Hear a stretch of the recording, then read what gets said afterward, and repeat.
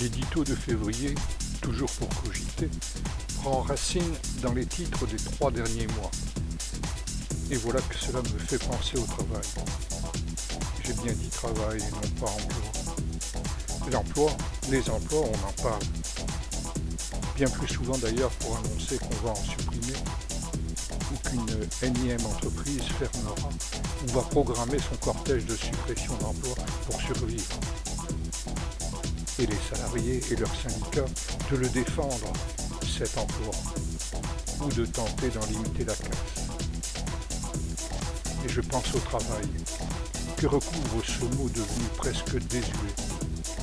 Proche des mots métier et labeur, il me rappelle cette belle et ancienne expression du monde populaire.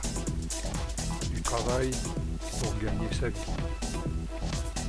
On me dit qu'il vient du latin tourmenter et torturer. Certes, mais quel sens les travailleurs lui ont-ils donné depuis des siècles de vie au travail? Donner du travail, être fier de son travail, un beau travail, à force de travail. Tu vois le travail? Aimer son travail, être à son travail, mâcher le travail, peaufiner son travail, soigner son travail, un travail bien fait. La vie au travail, réduire le temps de travail, à travail égal, salaire égal, les conditions de travail, l'accident de travail, une maladie du travail.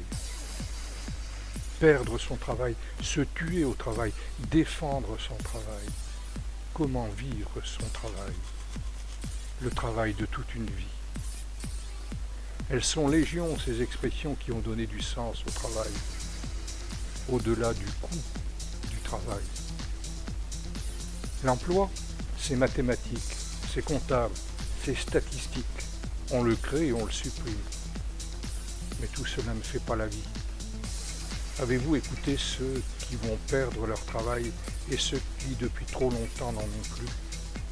Ils parlent de dignité. Ils disent « sans travail, on n'est rien ». Alors je me dis qu'il y a vraiment quelque chose d'irréconciliable entre le capital et le travail.